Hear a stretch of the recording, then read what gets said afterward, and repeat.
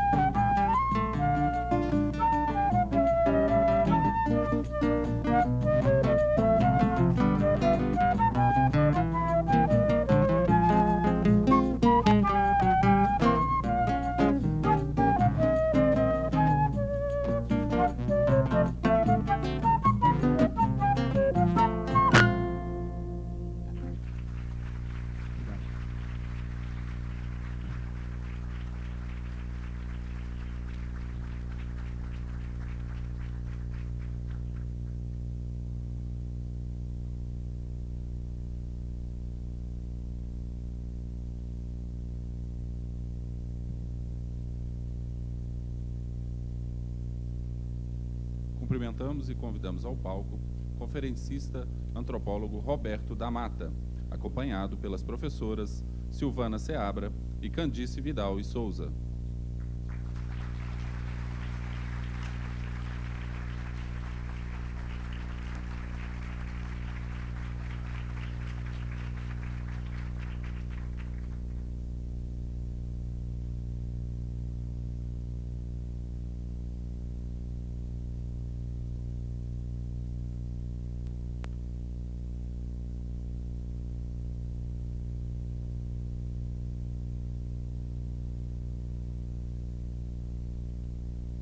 Para conduzir os trabalhos, anunciamos a palavra da professora Silvana Seabra.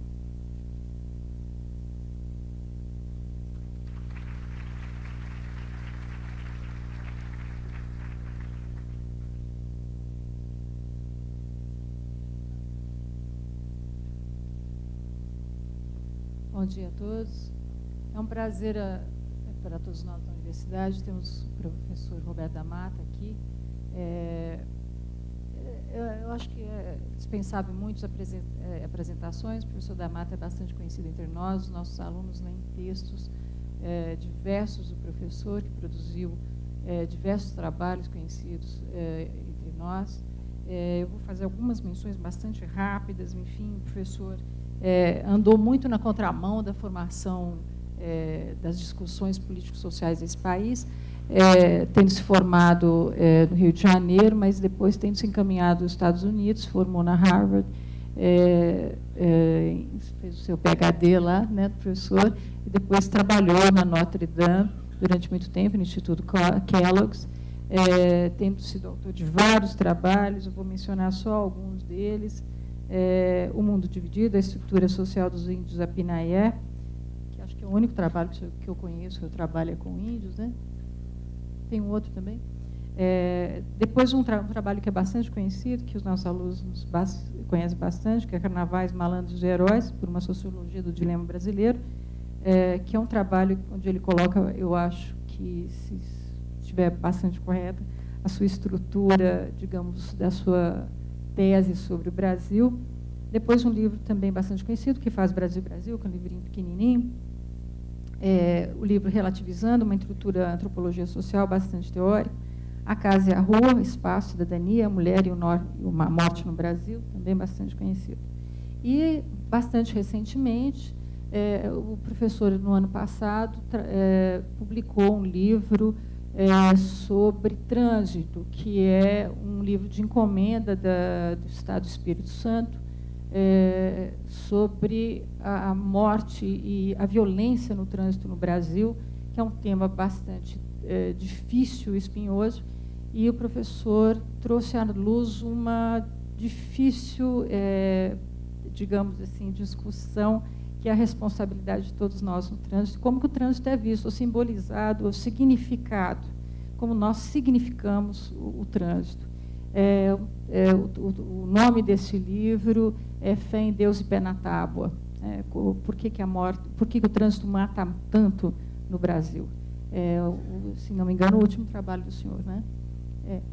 E nós teremos, então, a oportunidade agora de ouvir o professor falar um pouco desse trabalho, todo o tema do trabalho dele, que vai ser hoje a discussão sobre o espaço público e privado. Mas, com certeza, todos os trabalhos dele têm esse núcleo, que é a discussão sobre o público e o privado, e depois nós faremos aqui uma discussão um pouco mais pormenorizada. Espero a participação de toda a plateia nesse grande debate. Muito obrigada a todos. Passo a palavra.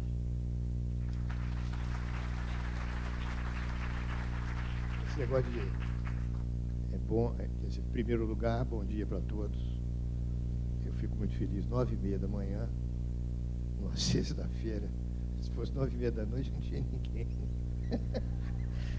Espero, né? Seria doentio se tivesse, mas enfim, os jovens, os mais velhos não. Mas 9h30 da manhã né, tem tanta gente para me ouvir. Eu fico muito feliz de estar na PUC.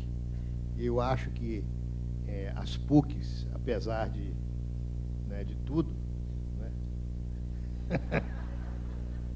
Apesar de tudo, as PUCs têm uns denominadores comuns que são muito curiosos, porque eu ensino nos últimos 5 anos quando eu voltei dos Estados Unidos, decidi voltar, porque por motivos variados, mas o motivo principal é um motivo muito pessoal, mas que não custa nada falar, porque tem a ver com o assunto que eu vou dizer. Eu tinha muito medo de morrer nos Estados Unidos. Eu não queria morrer nos Estados Unidos. Eu não escolhi, a gente não escolhe onde nasce.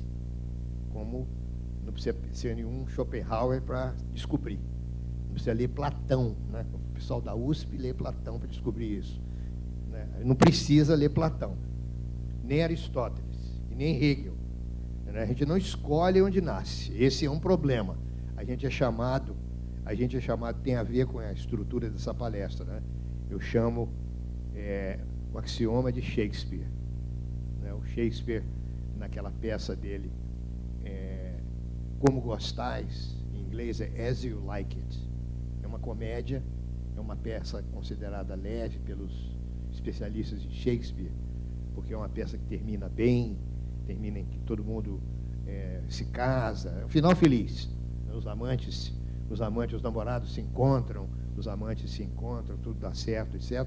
Nessa peça, tem um determinado momento, no segundo ato, em que um personagem diz o seguinte: o mundo é um palco, nós todos somos atores, e nós entramos nesse palco, desempenhamos vários papéis, e acabou, né? Que é uma proposição muito curiosa. E se você pensar um pouco, e algumas pessoas que pensaram a literatura em termos de história da política, história do pensamento, etc., como um crítico americano chamado Harold Bloom escreveu sobre Shakespeare, ele considera o Shakespeare e outros autores, inclusive o nosso Machado de Assis, como fundadores disso que nós chamamos de modernidade, essa consciência de um espaço interno, que é um espaço existencial, que é muito personalizado, né? Que é um dos componentes disso que a gente chama da pessoa humana, ou do indivíduo, né? Esse indivíduo, essa ideia de um indivíduo indivisível e, portanto, consistente em todas as áreas onde ele atua, é uma ideia muito mais popular e que penetrou muito mais a consciência e a paisagem social e cultural dos Estados Unidos como cultura do que de outros países, né? Então, essa consideração, essa frase desse personagem do Shakespeare, né, nessa peça, é uma peça muito interessante, porque tem uma moça, que é a Rosalinda, que o Bloom considera um dos personagens mais elaborados do Shakespeare. A Rosalinda, ela se disfarça de homem para poder se aproximar, inclusive, do rapaz, do Orlando, que é o rapaz que ela está apaixonada, mas que não olha para ela. Então, ela se disfarça de homem para aprender com um homem como é que se conquista uma mulher. Muito interessante. São vários reveses, né? Então, Como Gostais, As You Like It, é uma comédia que tem esse elemento. Mas, sobretudo, tem uma coisa curiosa, que é o fato dele falar que o mundo é um palco, né? E esse mundo não é um vale de lágrimas, olha a diferença. E, para mim, né, eu aprendi, quando tinha 9 anos, na aula de catecismo, né, eu aprendi que o mundo era um vale de lágrimas e que tinha um Deus onipotente, onisciente e onipresente. O meu problema não era muito bem o meu problema com essas 3 qualidades divinas desse Deus que aparecia com aquela barba branca, etc., grande, na minha pequena dele, né? Com a roupa branca, aquele olhar um tanto quanto indignado, né, quanto a sua própria criação, né? Porque eu acho que ele errou, eu acho que ele sabe que ele errou, né? Ele criou uma coisa entre os anjos. Os anjos são bacanas, né? Mas os anjos não têm sexo. Então ficaram incompletos. Os anjos não se reproduzem. Aí ele criou os animais. E os animais se reproduzem demais, né? Só tem sexo. Aí ele resolveu criar um ser que seria intermediário e criou Adão. Depois Eva, né? Criou Adão e Eva. Então somos nós, que temos muito de anjos e temos muito de animais. E por isso nós somos tão complexos, tão interessantes, né, tão contraditórios, etc. Mas o que tem nessa coisa do Shakespeare que é curioso, não é o mundo, é um palco. Nesse palco, e tem essa ideia que, para mim, daí eu tenho começado a palestra com uma coisa pessoal, a gente não é chamado para entrar no palco. Nenhum de nós pode dizer onde é que estava antes de nascer, que é uma coisa muito interessante da gente considerar. Eu tenho considerado isso sistematicamente na minha vida. Onde eu estava antes de nascer? Talvez seja uma pergunta tão importante quanto pensar para onde eu irei depois que eu morrer. Porque para o Schopenhauer, por exemplo, é o mesmo lugar, ou seja, o nada. Isso é Schopenhauer. Eu não quero 9h30 da manhã também provocar crise de angústia aqui, começar o pessoal a sair.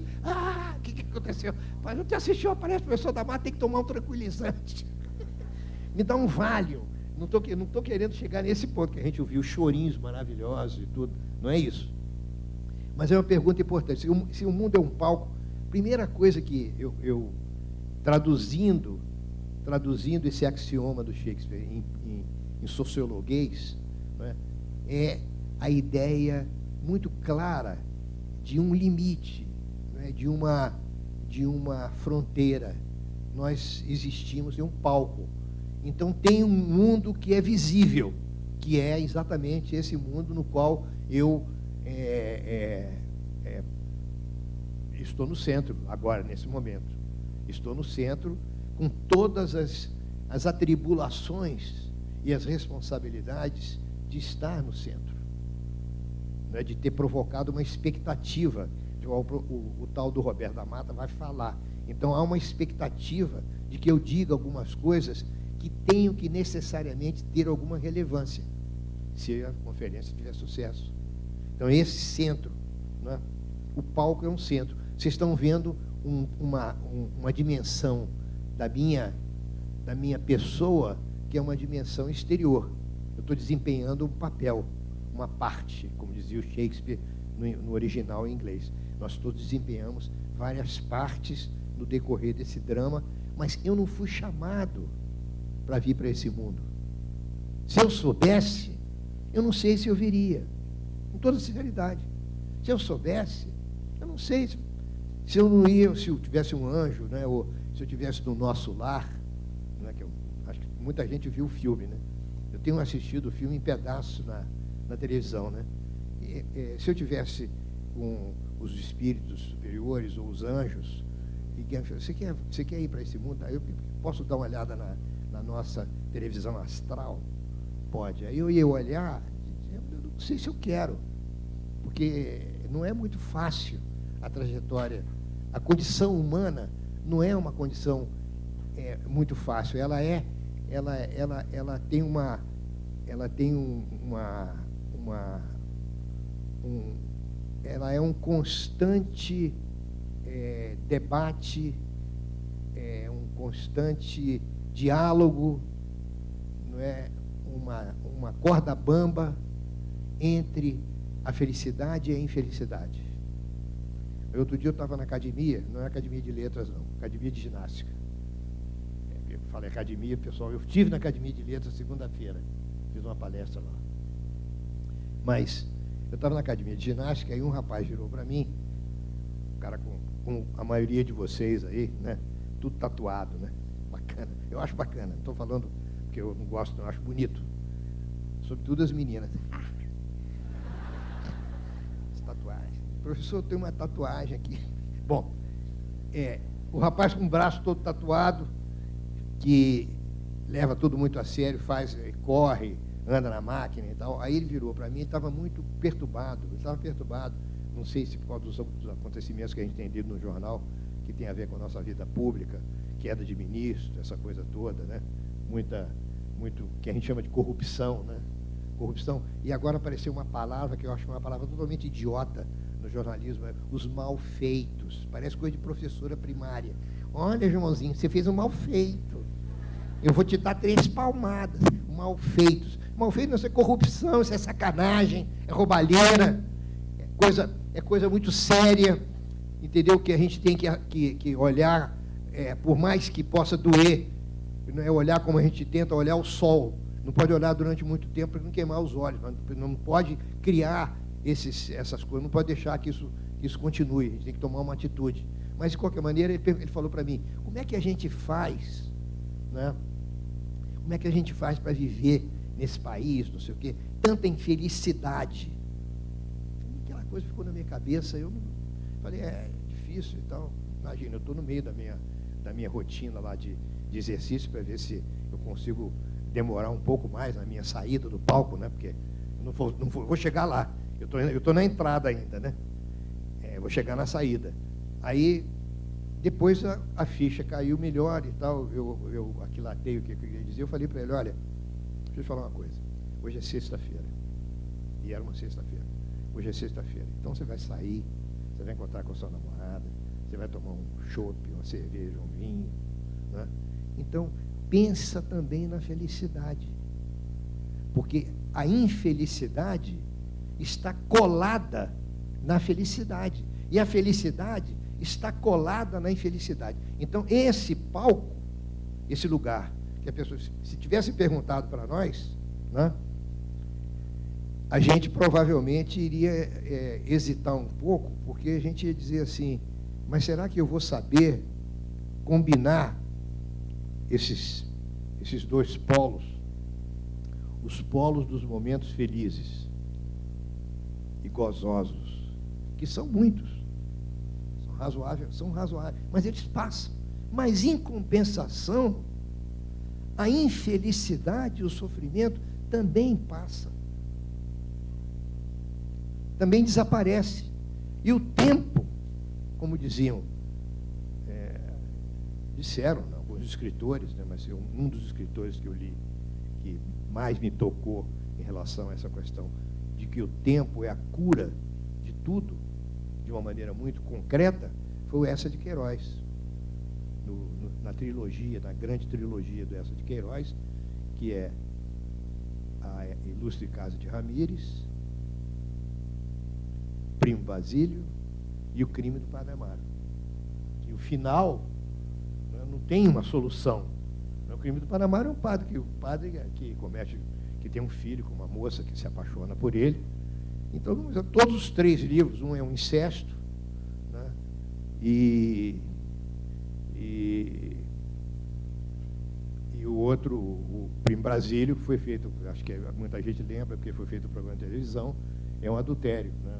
É um primo que seduz a prima, Basílio, que inclusive é um cara que é o brasileiro, né? Que brasileiro em Portugal é um nome feio, né? Acho que a Isabel tem esse problema. Brasileiro é um nome feio, tanto que quando o Caio Prado fundou a editora brasileira, ele não chamou editora brasileira, ele chamou de editora brasiliense.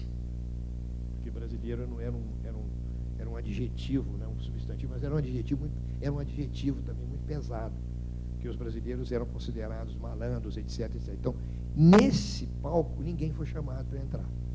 E quando você entra no palco, esse é um ponto também muito importante, que tem a ver com algumas coisas que eu quero elaborar aqui daqui a pouco.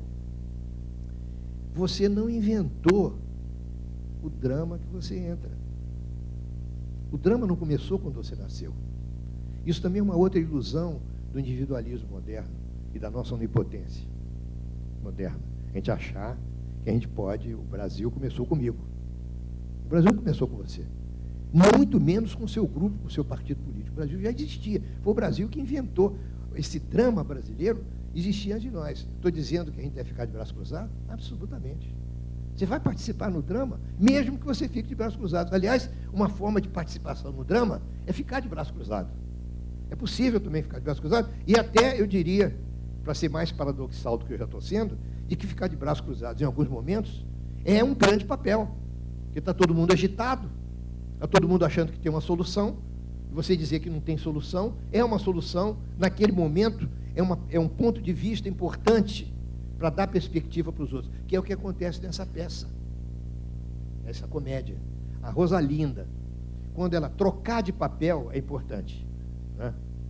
Trocar de papel é importante. E tem muito a ver com a construção do público e do privado no Brasil, e os desafios dessa construção democrática do público e do privado. Porque quando a Rosalinda se transforma num rapaz e começa então a conversar com os homens e conversar com as mulheres sobre o amor, a Rosalinda relativiza todas as frivolidades que têm a ver com o enamoramento. Ela fala coisas em relação à paixão, ao amor, não é? Ao casamento, à atração amorosa, que fazem com que essas pessoas se equilibrem melhor em relação àquele papel, que é esse papel de amante, de namorado. Não é? Porque ela trocou de papel. Ela começou a ver o mundo por um outro prisma. Isso acontece com muita gente, muitos, e no Brasil, nos últimos anos, aconteceu de uma maneira dramática. E é um dos pontos fundamentais nessa transformação, ou melhor, nessa nossa percepção das relações entre o público e o privado. Por quê? Porque a esquerda, que sempre se colocou fora do poder, e obviamente sempre foi extremamente crítica do poder, muito rigorosa, porque é assim a posição, né, de quem está à esquerda de alguma coisa. É o caso dos alunos, por exemplo, ouvindo o professor, é o caso dos filhos ouvindo os pais. Ninguém é mais burro e mais atrasado e mais quadrado do que um pai e uma mãe, até o dia que você vira pai e mãe. Aí as coisas começam a mudar. Você começa a falar que, pois é, né, você podia me compreender melhor, né, afinal, né, trocou de papel, começa a mudar. O seu professor era um verdadeiro, como dizia o Nelson Rodrigues, era um centauro com 120 patas. Né? Do dia que você virou professor, você começa a achar que é preciso ter mais consideração com os professores. É preciso, então, esse problema do público e do privado do Brasil, uma grande mudança aconteceu, foi a eleição do Lula. É o fato mais significativo do período republicano brasileiro, da República Brasileira. A eleição de um sindicalista com a biografia que o Lula teve.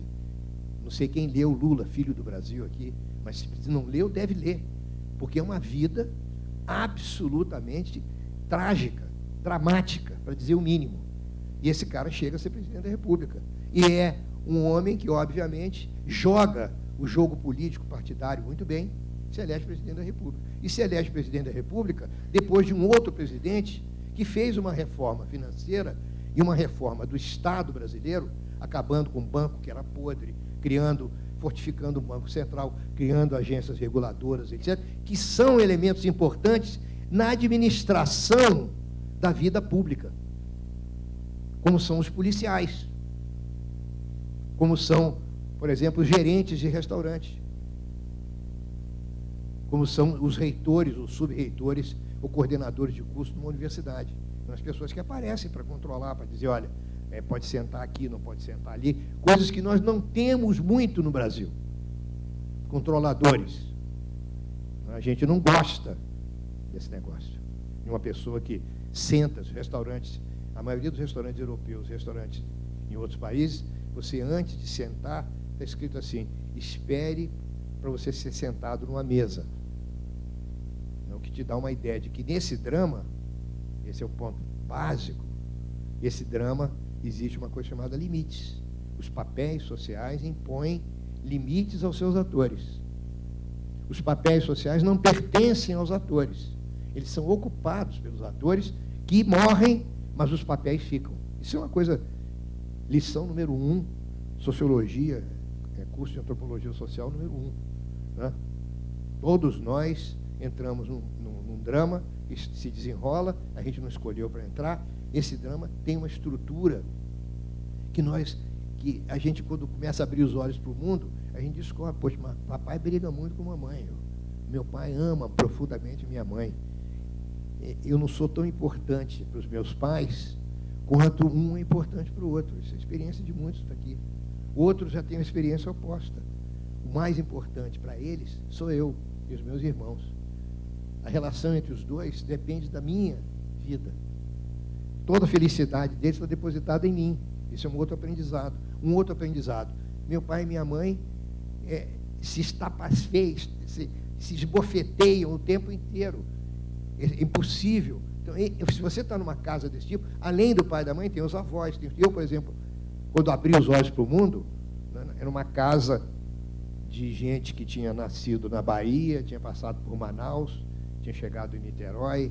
Meu avô e minha avó perderam vários filhos. A morte era uma coisa muito mais presente naqueles tempos antigos, mas continua sendo presente hoje também.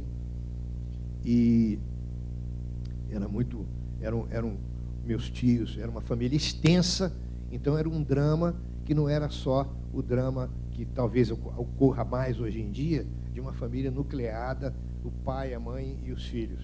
Então tinha o pai, a mãe, tinha os irmãos do pai, tinha os irmãos da mãe e tinha meus avós.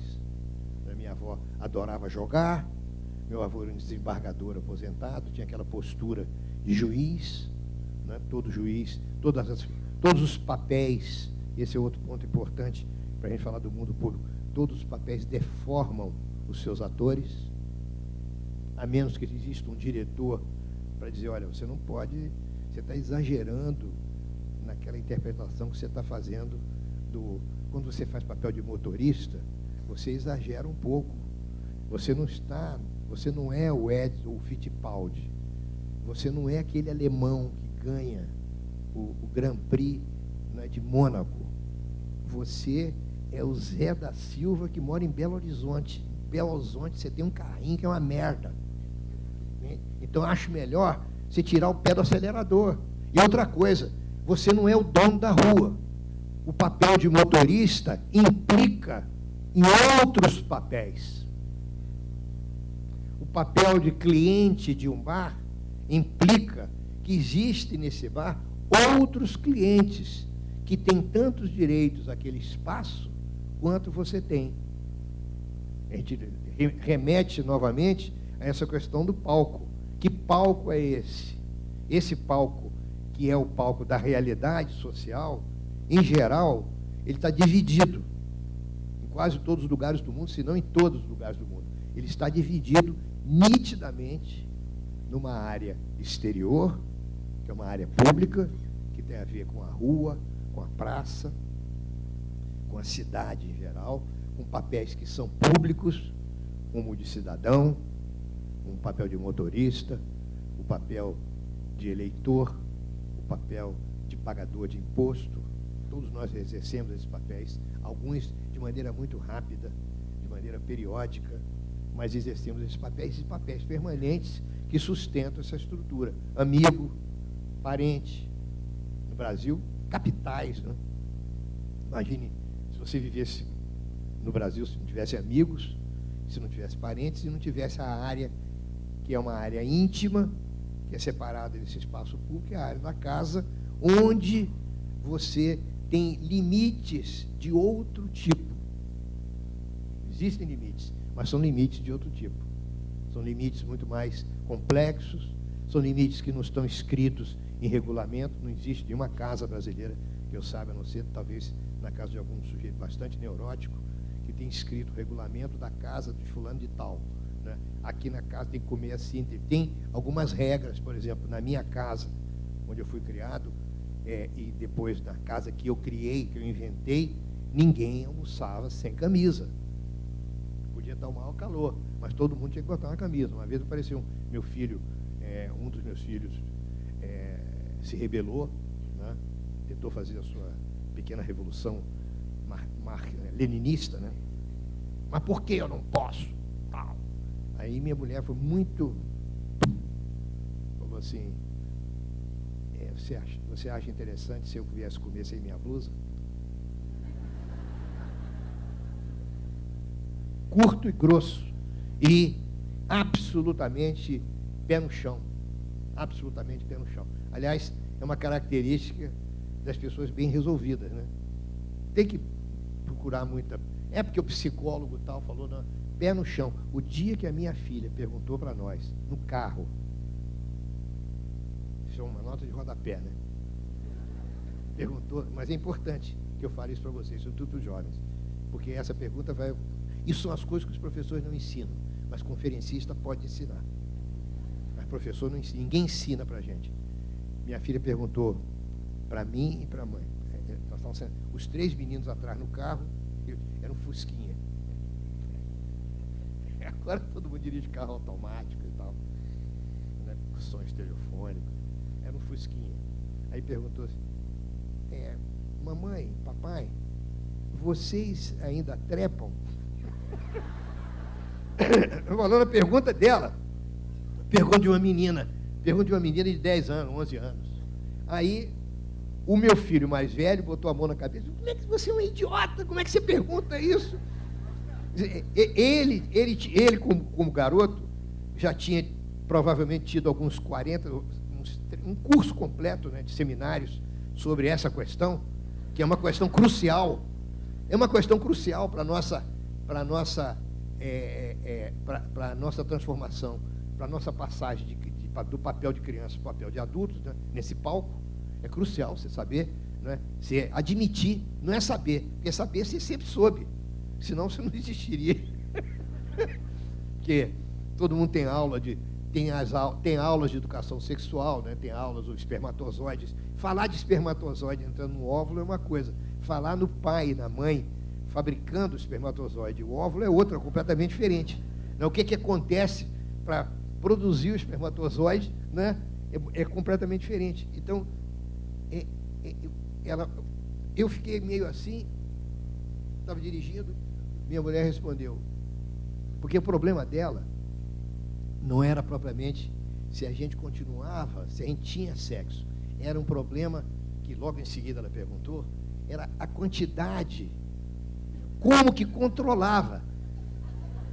Porque na cabeça, o outro seminário também que nós todos fazemos seminário e descobrimos, através da experiência pessoal, né? A experiência que ocorre em geral nos banheiros brasileiros, porque as casas brasileiras ninguém se tranca, porque não tem chave no quarto, né? E a mãe de vez em quando faz aquelas faxinas, igual a dona Dilma, né? Faz faxina do mês, aí mexe em gaveta, não sei o quê, aí some aquela revista que você tinha guardado, né? Some fotografia. Agora com a internet mudou muito, porque vocês têm uma liberdade muito maior, todo mundo vê muito mais, até mais do que você gostaria de ver. Você tem muito mais liberdade, o trânsito é muito maior, a quantidade de coisas que a gente vê talvez seja até muito maior do que a gente tem a capacidade de digerir e de compreender. Mas naquela época não era. Então, era quantas vezes... Minha mulher respondeu tranquilamente, minha filha, você gosta de chocolate? Gosto. Você come chocolate toda hora? Não. Pronto. Não. Então, é igualzinho. É igualzinho comer chocolate. Entendeu? Você está com vontade de comer chocolate? A vantagem do sexo, como alguns sabem, né? Alguns, não todos. É que a quantidade de chocolate é inesgotável. E é muito melhor do que o chocolate da Copenhague, desde que você tenha o relacionamento certo. Mas vejam bem, quando você entra nesse palco, considera aquilo que faz parte do papel, né? E aquilo que faz parte do ator, esse encaixe entre o papel e o ator, que foi uma coisa que no meu trabalho eu estudei, porque eu provoquei, eu aprendi com algumas pessoas, a colagem entre o ator e o papel se faz através de ritos de passagem. Eu acabei de falar de um deles, esses debates que nós temos como quando adolescentes, com os amigos, né? Que uma jovem noiva tem com as suas amigas, né, em relação a ter o filho, ou quando está grávida, sobretudo no momento da gravidez, momentos importantes, né, que é um estágio de 9 meses de transição, em que o primeiro filho é um filho sempre dramaticamente marcado e esperado, porque o primeiro filho transforma o casal em pai e mãe. Você ganha esse papel, você não tinha esse papel. Não, o casal que podia chegar em casa às 2 horas da manhã, podia sair a hora que queria, né? Ele não tinha que dar satisfação a ninguém, não tinha que pensar em fazer um seguro de vida, não tinha que pensar em fazer um seguro de saúde. De repente, o casal, né, tem agora, viramos pai e mãe. Então, esse primeiro filho é o filho que transformou o casal em pai e mãe. O negócio da primogenitura, que aparece no teatro, mas sobretudo aparece no folclore, digamos assim, a competição implícita, até o conflito claro entre os irmãos, né? Tem um rei que vai morrer, isso aparece no Rei Lear, no Shakespeare, né? As irmãs, filhas do rei, né? Mas quantas histórias de folclore luso brasileiro e outros folclores de outros lugares do mundo, você tem um rei que é velho, vai morrer, e tem 3 filhos homens. Então reúne os 3 filhos, olha, eu vou morrer, e o reino vai para um de vocês. E faz um concurso. Para quem que ele vai? Aquele que se casar com a mulher mais bonita, por exemplo, ou aquele que trouxer o objeto mais interessante. E minha tia contou essa história para mim, que trouxer um objeto mais interessante. Aquele que trouxer um cachorro que seja mais bonito, um cavalo que seja mais bonito. E esses meninos disputam, né, até chegar naquilo que realmente interessa, que geralmente o último desafio é trazer a esposa mais bonita, que seja mais adequada para substituir a mãe que tinha morrido. Enfim, esses tipos de desafios, né? Esses rituais são comuns, essas passagens, em que você tem que ter uma aprovação do público, como acontece numa peça de teatro. Nunca uma frase foi tão boa para ser desenvolvida como lição de sociologia e de antropologia do que essa frase do Shakespeare, né? Que o mundo é um palco. Esse palco, ele está iluminado, ele está sendo visto pelas pessoas que aprovam ou desaprovam aquilo que ocorre entre os atores e os seus papéis. Se um ator desempenhar mal um papel, ele vai ser vaiado. Se um ator não fizer aquilo que está escrito no texto, que as pessoas conhecem o texto tem uma lógica, tem um início, tem um meio, tem um fim, tem que ter um desenrolar, tem que ter um momento em que é um desfecho, porque a peça, ela termina. E o que é interessante no teatro da vida é exatamente a gente saber que todos os dias você tem momentos, você tem rotinas que tem um início, um meio e um fim, que terminam e que tem um alento. Aí você vai fazer uma outra coisa, está na hora do almoço, acabou o almoço, agora eu vou dar minha aula, eu dou a aula, agora tem uma consulta médica, agora eu vou para casa, agora eu vou ver televisão, a gente tem um programa, que é um programa relativamente inconsciente, mas a gente tem um programa. Então, o Shakespeare falou isso, a entrada. Agora, e a saída? Ele não fala, desempenhamos os papéis. Né?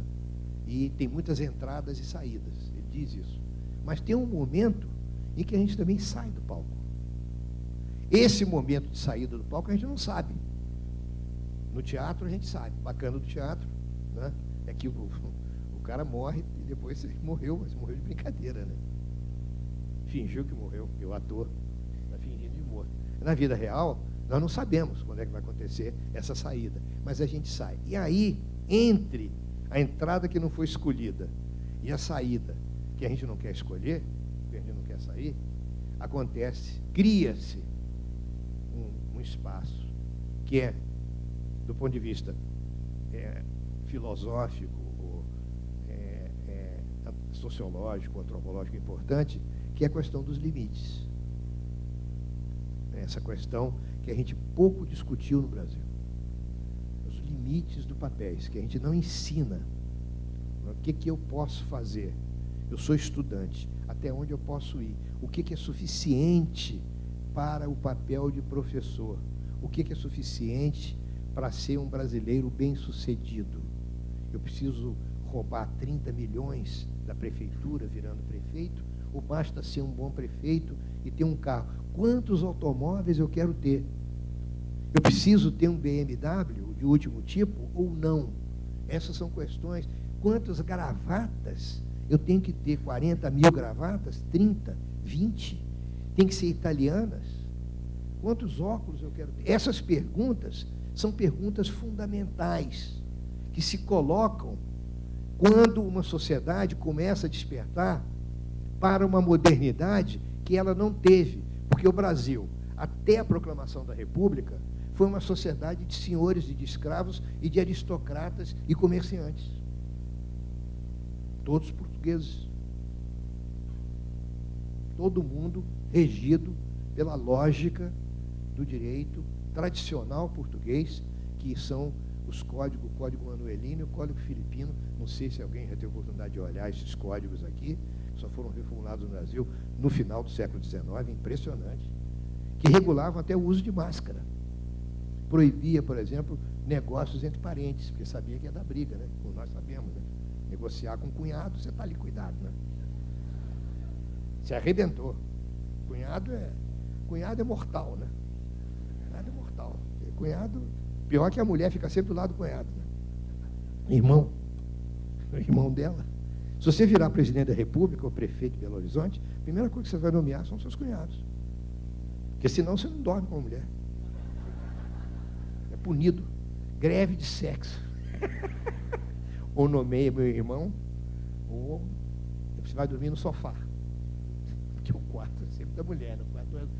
Nós homens aqui no Brasil, que somos machões e tal, admiramos jogador de futebol, sobretudo Adriano, né, os tipos mais possantes, assim, Adriano. Eu não vou falar em Ronaldo Fenômeno, porque ele pisou na bola, né? Ronaldinho Gaúcho, existem controvérsias, né? Há controvérsias. Mas, enfim, nós que somos homens e tal, a gente precisa aprender isso. O quarto, a casa, você comprou a casa, mas a casa não é sua, é a casa da mulher. Quem decora a casa, você tirou um negócio do lugar, quem mexeu aqui? Querida, fui eu. Eu estava fumando, quando pode fumar, né? Porque agora também não pode fumar, né? Eu, quando casei, eu fumava. Eu parei de fumar por isso, porque quando um uísque antes, um cigarro depois, né? Quando eu tirei meu cigarrinho, feliz da vida, jovem, né? Ser jovem é uma coisa maravilhosa. Aproveitem, viu? Aproveitem muito, que ser jovem é uma coisa maravilhosa. Aí eu, jovem, 24 anos de idade, no quarto, não. Tudo bem, querida. Claro, você é jovem. Os hábitos não estão estruturados. Aliás, nada está estruturado. Os limites, uma das questões complicadas em relação aos limites é que nós, no fundo, sabemos que nós não temos limites e por isso nós precisamos dos limites. É uma contradição. O único animal completamente ilimitado, porque ele não tem uma estrutura instintiva que faça com que ele seja sempre o mesmo em toda parte, e por isso nós nos deparamos com um enigma maravilhoso que é a diversidade humana. Como é que pode essa pessoa pensar desse jeito? E se você viajar pelo mundo, você tem culturas diferentes, línguas diferentes. Por que tem tanta língua, né? Um amigo meu falando isso para mim, por que o americano chama mesa de table? Pô, que inglês, cara? São perguntas, assim, absolutamente maravilhosas. Mas Wittgenstein fez essas perguntas. Não fez? Wittgenstein fez essas perguntas. Por que o francês chama de table, o inglês chama de table e nós chamamos de mesa? Era muito mais simples se os americanos chamassem de mesa, porque ele português. É óbvio, seu idiota. Só que estou falando em inglês. É uma outra língua. Aí a pergunta é a seguinte: se os homens são iguais, que é um pressuposto a partir do século XVII, do século XVIII, é um pressuposto político importante, existencial importante, nós somos todos iguais. Se todos os homens são feitos de cabeça, tronco e membros, como que surgiu essa diversidade de sociedades, de costumes, de línguas, de religiões, ao ponto das pessoas se transformarem em tão intolerantes que elas vão além dos limites e liquidam aqueles que pensam de maneira diferente, ou brigam com elas, ou se dão o direito de excluí-las de determinados grupos, tentar essas pessoas tirar do palco. Esse é um problema que tem a ver com a questão dos limites. No caso do público e do privado, hoje, por exemplo, hoje eu estava no hotel, né? Tinha um grupo lá no hotel, que eu não sei se eram, talvez, homens de negócio, estavam fazendo negócio, não sei, era um grupo. O grupo falava tão alto. Eu entendo que quando a gente está viajando em grupo, existe uma tendência para regressão. Todo mundo vira estudante, né? E não é isso? E quando eu estou falando vira estudante, estou dizendo todo mundo a regressão a um estado de uma certa dimensão de juventude. Aí todo mundo fala alto, começa a contar piada, não sei o quê e tal. Isso você encontra em aeroporto, é muito comum. Hoje de manhã, no refeitório, as pessoas rindo alto e tal, eu pensei, interessante, né? Que eu vou fazer uma palestra sobre a construção do espaço, os problemas do espaço público em relação ao espaço privado, público no Brasil, e já estou vivendo essa situação, que é uma situação comum quando você vai, por exemplo, num domingo, você resolve comer numa churrascaria, que eu não faço mais, porque todas as crianças brasileiras hoje são hiperativas. Os filhos de vocês, que vivem numa geração que tem 40 pares de tênis, que não é o meu caso, tinha 2 pares de sapato, a quantidade de camisas que vocês têm em tops, guarda-roupas, vocês jogam fora. Vocês usam camisa velha, porque tem muita camisa nova. Tem tanta camisa que o pai trouxe de Miami, não sei de onde, mas outro dia eu voltei de Miami, todo mundo com Mickey Mouse, tem bonequinho, tem coisa, tem ursinho, entendeu? 4 televisões, 2 automóveis. Essa geração de vocês que vivem nesse mundo de abundância é um negócio extremamente complicado. Porque vocês, a diferença de comportamento é muito grande.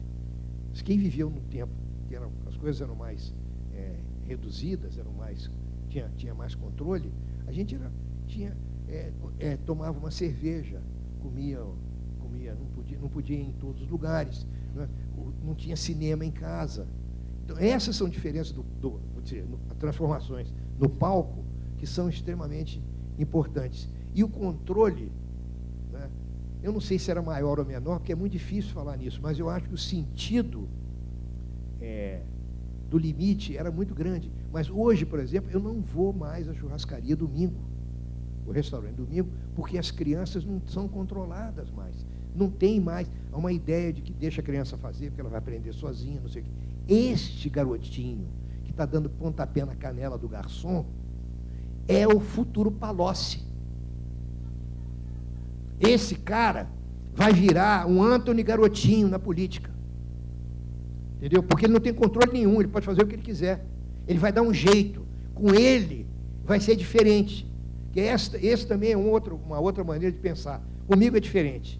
Então, até onde a gente pode pensar em construir uma sociedade democrática sem falar de limites, sobretudo se a gente pensar nesses 2 pontos que eu toquei, né?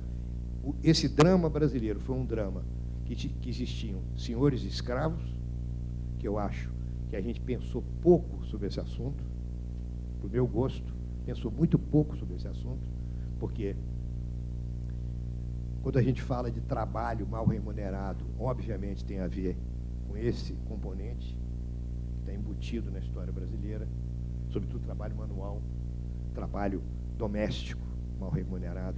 Quando a gente fala em abuso de empregado, patrão e empregado através de relações pessoais, está embutido nesse componente de uma sociedade que teve senhores escravos e que, quando a gente fala numa relação relativamente promíscua entre patrões e empregados numa instituição, ou entre cargos institucionais, diretores e administradores, sobretudo na área pública, onde você não tem objetivos bem determinados, porque, evidentemente, que uma companhia de automóveis pode falir, uma companhia privada de petróleo pode falir, mas a Petrobras não vai falir, porque o governo não deixa.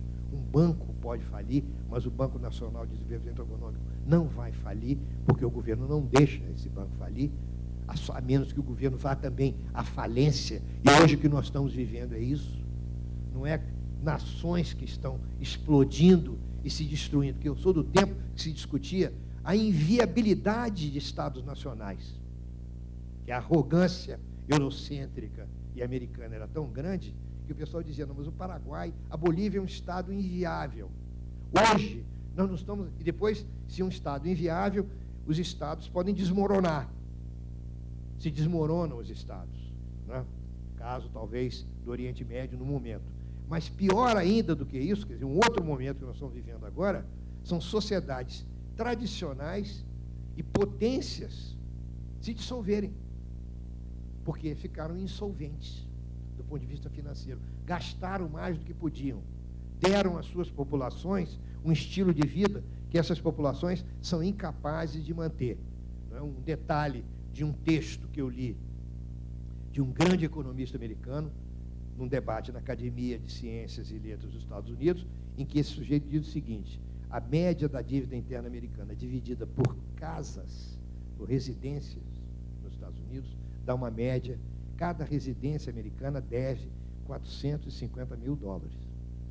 Cada residência, não é cada pessoa, cada residência, $450 mil. Então, é um negócio. Né? Se você agrega isso, tem uma dívida são dívidas de trilhões e trilhões. Agora, você vai aos Estados Unidos e vai a Miami, ou vai num restaurante, está todo mundo comendo e todo mundo comprando. Então, você mantém um estilo de vida através de uma série de coisas artificiais, vendendo títulos do Tesouro, que é o caso americano, fazendo com que o dólar não fique muito caro, porque as exportações americanas com dólar barato são exportações mais baratas, e esse tipo de coisa. No caso do Brasil, no nosso caso específico, eu acho que o nosso grande desafio hoje é exatamente isso que tem a ver com o axioma de Shakespeare, por isso que eu comecei com ele. É como que nós temos que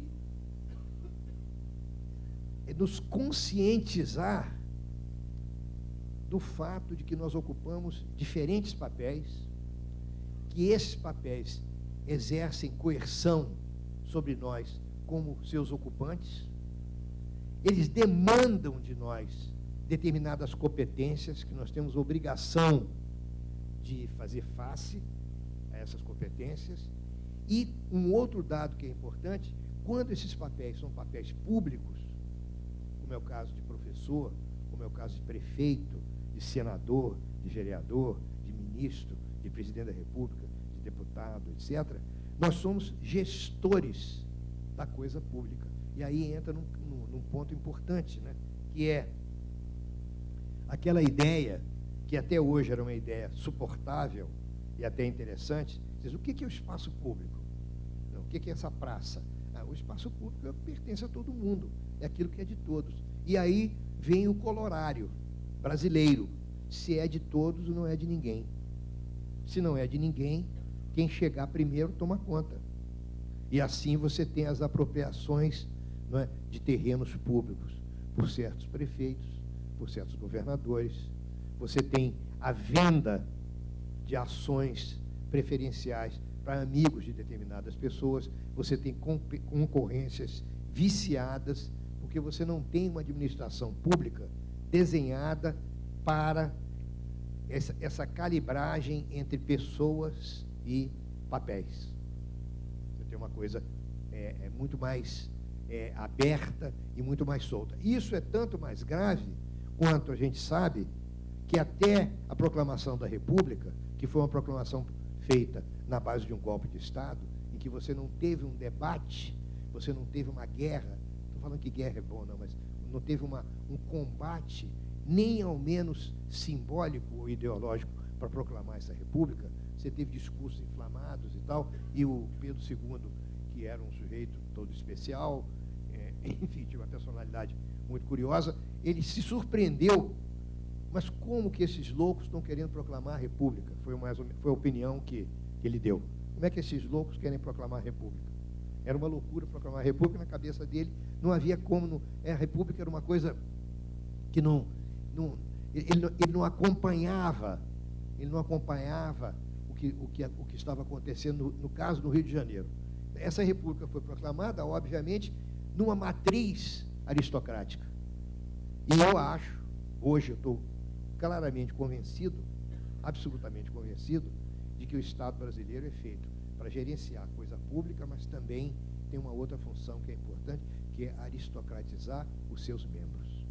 Quem entra no Estado brasileiro, quem entrou no Estado brasileiro, ficou, obviamente, muito rico. Não ficou pouco rico, não, ficou muito rico. E mais do que rico, ficou independente não sujeito à aplicação das leis. Então, um dos problemas fundamentais desse drama brasileiro, do público e do privado, é como você cria uma regra de igualdade, uma regra igualitária, ou seja, todos estão submetidos à lei, até mesmo aqueles que fazem as leis. O que surpreende, inclusive, não é só aos juízes, não, aos advogados, surpreende a nós, nos ofende. Duvido quem nessa plateia não se sinta ofendido quando o guarda de trânsito nos para em algum lugar e pede educadamente a carta, não sei como é que fala aqui, a carteira de motorista, né? Imediatamente você fica indignado, fala com a mulher, me dá essa porcaria aí, que esse cara está querendo aqui a minha carteira, em vez de estar pegando coisa de bandido, está pegando de mim que não sou bandido. Não tem nada a ver uma coisa com a outra. Se o sujeito parar para você para te dizer que você está em sinal, você está em alta velocidade, e passar um carro em alta velocidade, você imediatamente diz, você devia pegar aquele cara ali, né? Não é, o problema não é esse. O problema é que você estava em alta velocidade. Essa questão, nosso relacionamento com essas estruturas do Estado, que são estruturas impessoais, que tem muito a ver com a apresentação de documento, com essa impessoalidade, esse anonimato do documento, a passagem de avião, o lugar marcado no teatro, a espera numa fila de banco, etc., são situações desagradáveis. E nesse livrinho, Fé em Deus e Pé na Tábua, do trânsito, eu tentei mapear, porque nós fizemos uma pesquisa na área da Grande Vitória, que foi uma pesquisa patrocinada pelo Estado do Espírito Santo e pelo DETRAN do Espírito Santo. Nós fizemos uma pesquisa e mapeamos alguns desses pontos. E esses pontos são nacionais. Mas só vale para o Espírito Santo? Não, vale para o Brasil inteiro. Vale para Belo Horizonte, para o Rio de Janeiro, para São Paulo, que é uma percepção do mundo em termos aristocráticos, que ela é gradativa, ela é vertical. Eu não olho para as pessoas como iguais, eu olho para as pessoas como diferenciadas de mim, e por isso a gente tem uma antipatia quase que imediata por algumas pessoas, sobretudo quando você tem situações que obrigam a igualdade e proximidade física, como, por exemplo, entrar num avião. Né? Entra no avião, aí você olha, está todo mundo tomando avião, pô. Né? É complicado, quem anda de avião ficou na nossa cabeça. Você tem uma inércia, né? Quem anda de avião, porque o cara pode andar de avião, não é uma coisa barata. Mas hoje é barato, só que a gente esquece. Aí você, o cara entra de avião, aí você entra e fica sentado. Aí você já fica meio chateado, porque o avião está lotado. Ele não devia estar lotado. E se ele tivesse lotado, as suas cadeiras do seu lado não deveriam ter, ninguém podia sentar ali. Porque ali você quer botar a sua pasta, seu livro, você tem um livro para ler. Por quem é que lê? Só eu. Quem que é professor aqui no avião? Só eu. Isso é um pressuposto aristocrático, hierárquico, totalmente descabido numa sociedade igualitária. A mesma coisa acontece quando você está dirigindo um automóvel. Essas situações foram inúmeras na pesquisa. Você está dirigindo o seu automóvel, aí tem um sinal. Mas eu vou ultrapassar o sinal vermelho, porque os outros idiotas não têm a mesma agenda que eu tenho. A minha agenda é mais importante do que a dos outros. Então, esse olhar que você classifica superiores e inferiores, de onde ele vem? Evidentemente que ele não vem desse lado do palco que está iluminado e está diante da plateia, que é o espaço público. Ele vem, não é, de uma construção do espaço público, mas que foi apreendida no espaço do camarim, que é o espaço da casa, onde, não é, as mães e os pais nos ensinaram que as nossas famílias todas eram muito ricas, muito importantes, e nós entramos numa decadência. Essa história de família brasileira, nós todo mundo tem essa história. A gente era rico, o avô, o bisavô era um fazendeiro, mas aí ele perdeu, foi roubado, teve um amigo que ele emprestou dinheiro, não sei o quê. Então hoje nós vivemos nessa merda dessa classe média, entendeu? E o dinheiro não dá, todo mundo tem que trabalhar, mas nós éramos muito ricos. Agora, apesar de pobres, a gente está mantendo a nobreza. Então o que nós somos? nós somos mais religiosos do que os outros, nós comemos com mais educação do que os outros, nós temos uma finesse para viver. As nossas mulheres só andam de unhas pintadas. As pessoas aqui em casa tomam banho, usam sabão 3 vezes, não é? A gente usa, a roupa está sempre limpinha. Então nós temos todas essas compensações da limpeza, da aparência, que provavelmente é a primeira coisa que conta quando você se defronta com um estranho, em qualquer espaço público, no bar, quando tem um confronto, a primeira coisa que você faz é olhar para a aparência e o tamanho da pessoa, né? Claro, porque se for muito grande, você não fala nada, vai apanhar, pô. Porque a coisa física, o confronto físico, ele é uma decorrência desse surto, que é um surto de hierarquia, é um surto hierárquico. Não é um surto psicótico, tem que classificar o surto psicótico, porque você pode também ter um surto igualitário, que a gente não tem um surto igualitário de falar, não, todo mundo aqui tem que sentar igual, vamos dar comida para todo mundo tem, a minha comida está estragada, eu reclamei e você me trouxe um outro prato, então aquele senhor também que está comendo a mesma comida, não falou nada, tem que trazer um prato para ele. Não é bem assim, né? A gente fala para a gente. Essas situações são situações recorrentes em todas as vezes que nós nos confrontamos com aquilo que é extremamente desagradável e nós somos alérgicos, que é a igualdade. O que faz com que a minha conclusão do livro e a minha conclusão da palestra, que eu estou falando tem 1 hora mais ou menos, né? E eu não paro de falar, porque eu falo, tem caso, não sei o quê, parênteses dentro de parênteses, argumento de argumento, não sei o quê. Então, uma das conclusões importantes é ensinar, discutir, porque como é que a gente muda? Discutir, fazer com que as pessoas enxerguem que esse padrão aristocrático é difícil de ser mantido numa sociedade democrática onde a transparência do palco hoje nunca foi tão grande. Porque eu, por exemplo, não posso negar que eu fiz essa palestra aqui. Mas há 20 anos passados eu podia negar. Eu não fui a Belo Horizonte. Não tinha registro. Mas hoje teve uma câmara no aeroporto. Aqui tem câmara. Eu fui fotografado em algum lugar. Eu fui gravado. Eu fui fotografado. Os meus cheques, né, o que eu paguei com cartão de crédito no hotel, né, está registrado. E isso é traçável. Quer dizer, este é um problema.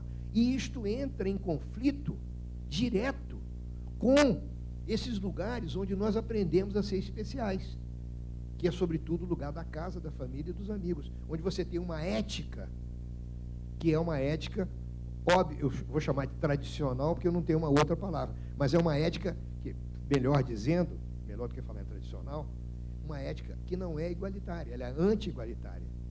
Ela é uma ética que contempla a troca de favores, ela tem a ver com a devolução simbólica de determinadas obrigações que você recebeu, que você se sente compelido a dar de volta. Não é? Então, é um amigo, e você virou ministro, e o amigo tem uma construtora.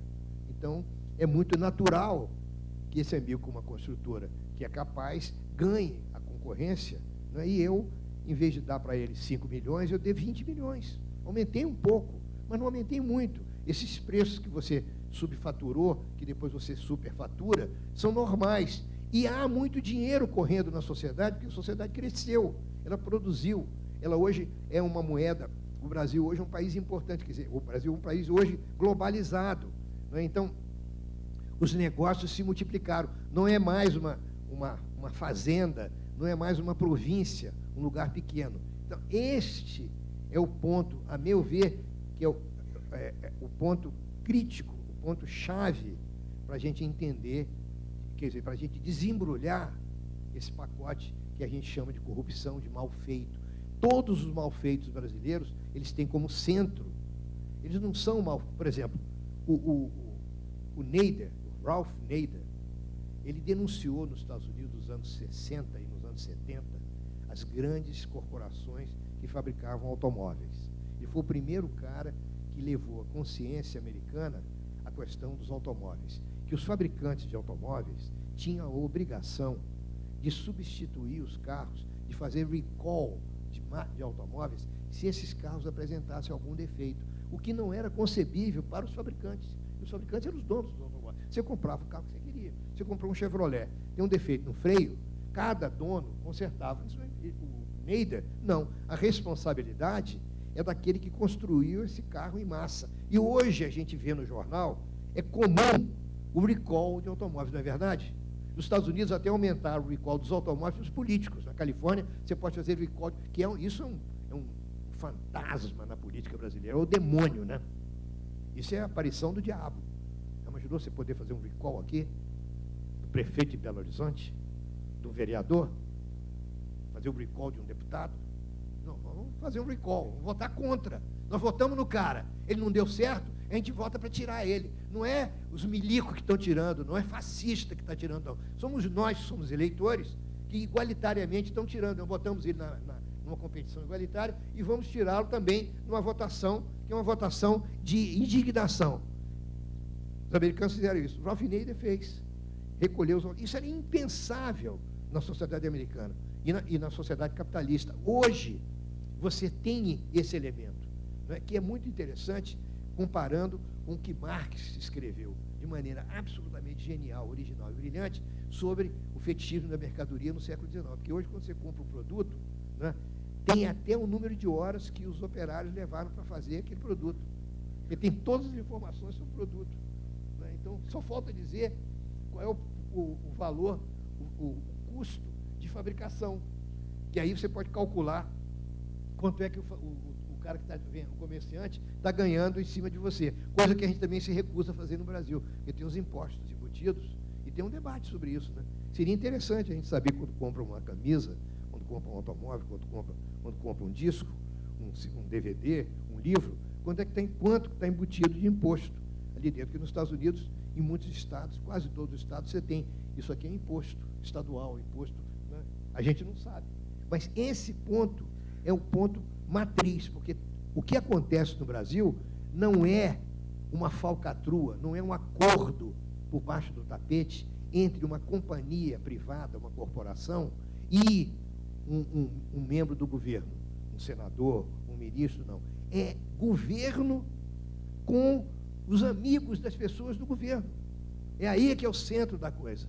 Então, o que mostra, primeiro, que você tem um Estado que tem que ser limitado em termos de poder, em termos daquilo que ele manipula, para que ele possa atuar melhor como Estado, em áreas que o Estado é obviamente necessário e só ele pode atuar.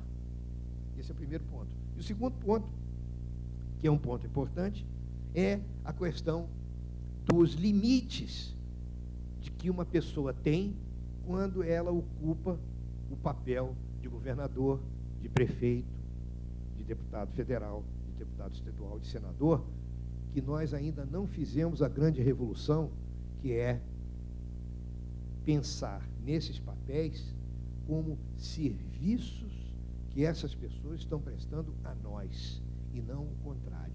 Ou seja, as relações entre Estado e sociedade, elas têm que dar uma cambalhota no Brasil. Não é a sociedade que trabalha para o Estado, mas é o Estado que tem que trabalhar para a sociedade.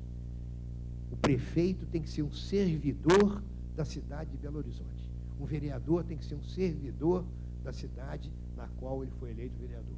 Ele é um representante de um grupo. Essa discussão, do ponto de vista teórico, a gente faz. Mas do ponto de vista das consequências desses papéis, a gente não faz. E o terceiro ponto para finalizar.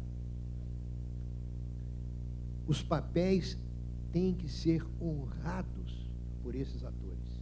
Eles obrigam com que a pessoa faça algumas coisas e deixem de fazer outras. Porque existe uma coisa que a gente esqueceu no Brasil. Chama-se noblesse oblige. Se você é prefeito, se você é professor, você tem a obrigação de ter preparado a sua aula. Você tem a obrigação de saber a matéria que você ensina. E se você é aluno, você tem a obrigação de estudar aquela matéria, de seguir as instruções que o seu professor está te dando. Estou dando um exemplo que nós estamos numa universidade. Aí esse exemplo se multiplica por outros lugares. Termino com uma parábola, que eu acho que é importante. Dois escritores americanos estavam na casa, dois grandes escritores americanos, estavam na casa de um milionário que jogava na bolsa de valores. O cara ganhava milhões de dólares por dia. Aí um escritor virou para o outro e falou assim, o nome dele é Joseph. Joe, você já pensou que em um dia, esse cara que está nos hospedando aqui para nos ouvir, que ele quer, é milionário, gosta de ouvir intelectual, né? Está fazendo essa brincadeira com a gente de nos ouvir, ele ganha num dia mais do que você ganhou vendendo o seu livro em todas as traduções aos Estados Unidos, vendagem para Hollywood, para televisão, etc. Ele falou, sei. E daí? Eu falei, daí como? Eu tenho uma coisa, eu estou tranquilo, porque eu tenho uma coisa que ele não tem. Aí o outro escritor disse, o que você acha que você possa ter que esse multimilionário não tenha? Resposta dele, eu sei o significado da palavra suficiente. Eu acho que esse folclore, não sei se é verdade, não sei se é folclore, mas eu acho que é uma coisa que a gente deve ter. Nós estamos num momento no Brasil em que vale a pena pensar nisso. O que é suficiente para mim? O que é fundamental para o meu equilíbrio, para a minha medida de sucesso? Que tipo de vida eu quero ter? Né? Porque é claro que tem muitos, eu conheço muita gente que é muito rica, a gente vê na televisão, sucesso, etc., mas será que essas pessoas têm esse sentido do suficiente como um equilíbrio entre pessoas e papéis, como um equilíbrio, como um equilíbrio e com a sabedoria de saber que você veio para um drama que você não construiu, para voltar ao axioma de Shakespeare onde eu comecei, você veio para um drama que você não construiu, que você tem partes e papéis nesse drama, alguns são papéis esperados e que você ama desempenhar, outros são papéis que promovem muito sofrimento, que você não esperava desempenhar, mas você foi obrigado a desempenhar, e você está passando por eles, e um dia você sai desse palco. Obrigado.